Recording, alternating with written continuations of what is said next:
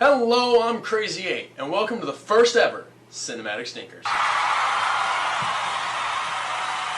And if you've seen my Let's Plays, you know I'm a bit of a fan of the Resident Evil series. That cannot be said for the movies, however. Oh no. So let's take a look and see why Resident Evil is a cinematic stinker.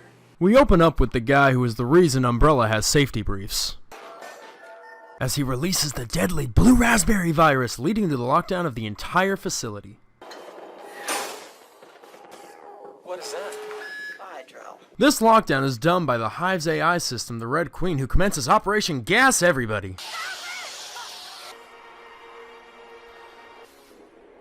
Then we come to Alice, played by Mia Jovovich, who in real life is married to director Paul W.S. Anderson, who would be hated by all video game fans almost as much as...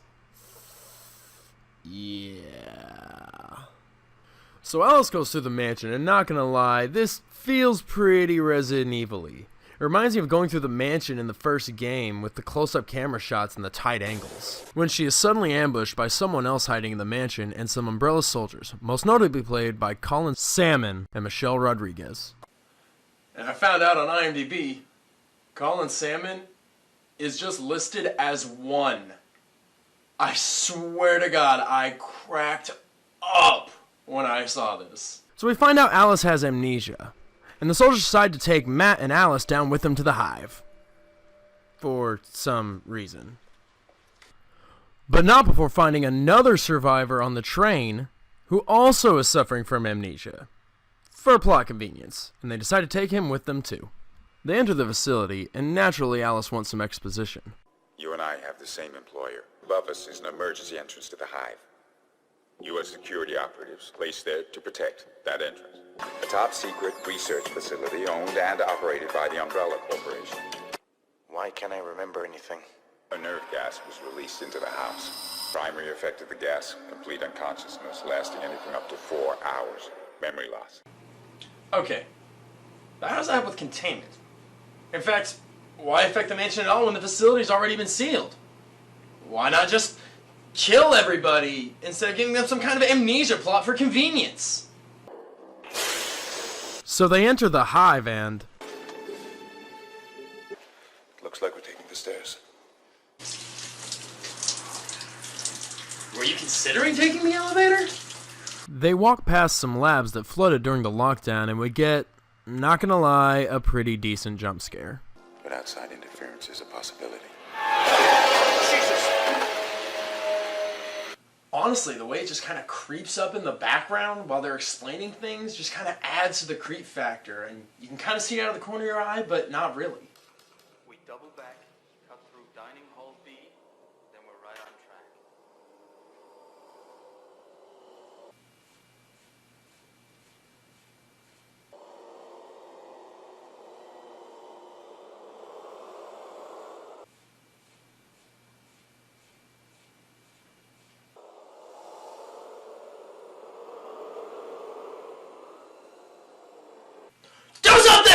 They enter a storage facility, and we realize just how prepared these Umbrella agents, sent by Umbrella to figure out what happened, truly are. Dining hall B. That's what it says on the map. Maybe you're reading it wrong. Maybe the corporation's keeping a few secrets down here. That's something that makes zero sense. Why would Umbrella, the company that sent them down there to figure out what happened, not tell them about the facility that they are being sent to? It makes no sense. They enter the hallway to the Red Queen's chambers, and we get a segment that some fans either like or hate, but apparently was good enough for Resident Evil 4. What's that? Lasers!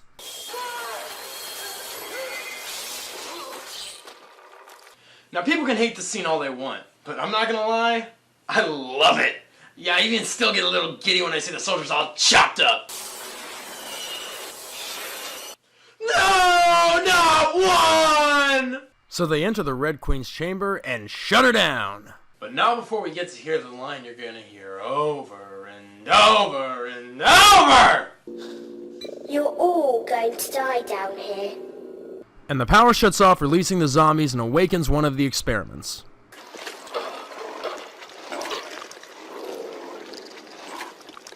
Yeah, we only get like 2 monsters in the entire movie.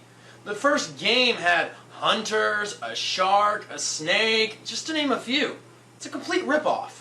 So we join the wait-around crew, and we finally see our first zombie, and Michelle Rodriguez gets bitten.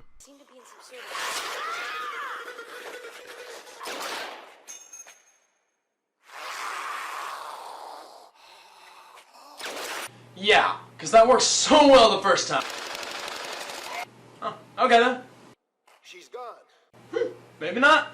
Sadly, that gunfire brings the horde, and the team fight to escape. And again, the action is pretty cool. It's intense, the effects are cool, and the zombies honestly don't look that bad given what it's worth. Well, almost all of them. Honestly, this part is just action cheese. But I gotta admit, I do kinda love it. They try to escape using the elevator. Really? Come on, man.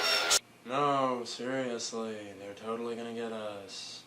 They get the elevator open, and ooh, bad idea. And Rodriguez gets bitten again, and we see the liquor escape. But where did they come from? Why didn't we see them on the way in? When you cut the power, you unlock the doors. You let them out. That was the mission! So we see Alice wander around the facility through a kennel, and we get our first look at the Cerebrus. And they look amazing. So she locks herself in a lab only to get attacked and use her Alice Fu. I know Kung Fu. But the Cerberus breaks in and...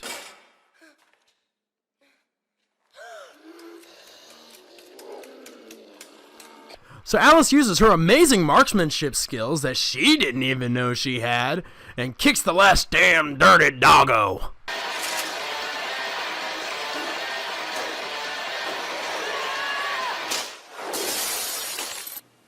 Okay, that was pretty cool. Then we see Matt just kind of walking around as he almost gets bitten but is saved by the ultimate goddess Alice. We find out that the zombie was Matt's sister and that she and Alice were planning on blowing the whistle on Umbrella. I can help you get the virus, but there's gonna be a price. Name it. Matt explains he's part of a group wanting to take down Umbrella because of their genetic research. He never says what it's called, but that they sent in his sister to get the virus to incriminate them. They get back with the other appetizers and come up with a plan to escape. So we wait. Someone doesn't hear from you, they'll send backup or something, right? You know those glass doors we passed? They seal shut in just under an hour. Well, that would have been nice to know ahead of time! They decide they have no choice but to reactivate the Red Queen to form a plan, and she informs them of some utility tunnels they can use to escape. After you? But uh-oh, it looks like the infected are already down there, and we get some more action in Alice Fu.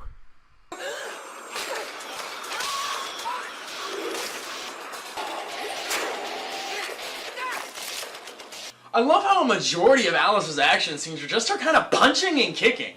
It's a good thing she's basically a god, otherwise she might risk infection. They decide to climb up the pipes to get away from the horde.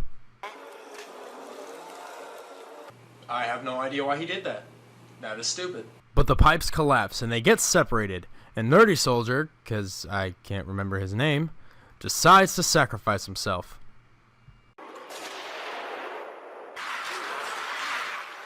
Or not. They escape into a lab, and Alice has a flashback and remembers there's a cure. Green apple! There's a cure. Of course! Everyone knows green apple is the opposite of blue raspberry. They enter one of the labs looking for the cure, and Alice reveals to Matt that she was his sister's contact. But guy number 2 has a flashback, and we learn that he was the one who started the outbreak! He tries to convince Alice to come with him, saying they can make a fortune off the virus. But she says no, and he gets bitten, so he locks them in. Because he's a dick. But the Red Queen has a trick or two up her sleeve as the liquor attacks Mr. Dick, and we get a little exposition about it. What the fuck is that? One of the hive's early experiments, produced by injecting the T-virus directly into living tissue. Now that it has fed on fresh DNA, it will mutate, becoming a stronger, faster hunter. Funny you say that considering there's already a hunter in the game! She says she'll let them go if they kill Rodriguez since she's been infected, But they refuse, and Nerdy Soldier fries her power. So yeah, he just kind of kept it. That's kind of a dick move, man. I'm pretty sure they could have used that at some point. They escape onto the platform and get the train going, but the liquor isn't done with them yet. It attacks the train and scratches Matt. Our survivors fight it off, knocking it through the loading door that the train has for some reason. Matt and Alice escape, the hive explodes, and they continue the fight against Umbrella. Oh wait, that's how the game ends. Sorry, let me correct myself.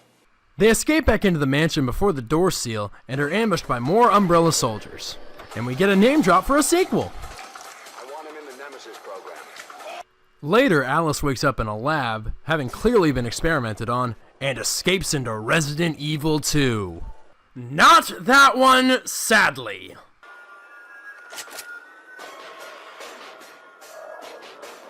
Honestly, this movie isn't terrible. It's definitely better than all the other movies. It can be a little slow at times, but it really handles the claustrophobia being trapped underground in the close quarters to create a sometimes intense action horror movie. Is it great? No. But does it stink? Well, maybe if it was a standalone or ran parallel to the games. Maybe not. But it isn't and it doesn't. And the later movies actually bring in elements from the game, which make them worse. Honestly, I give it 2 stink lines out of 5. Not terrible, but not great.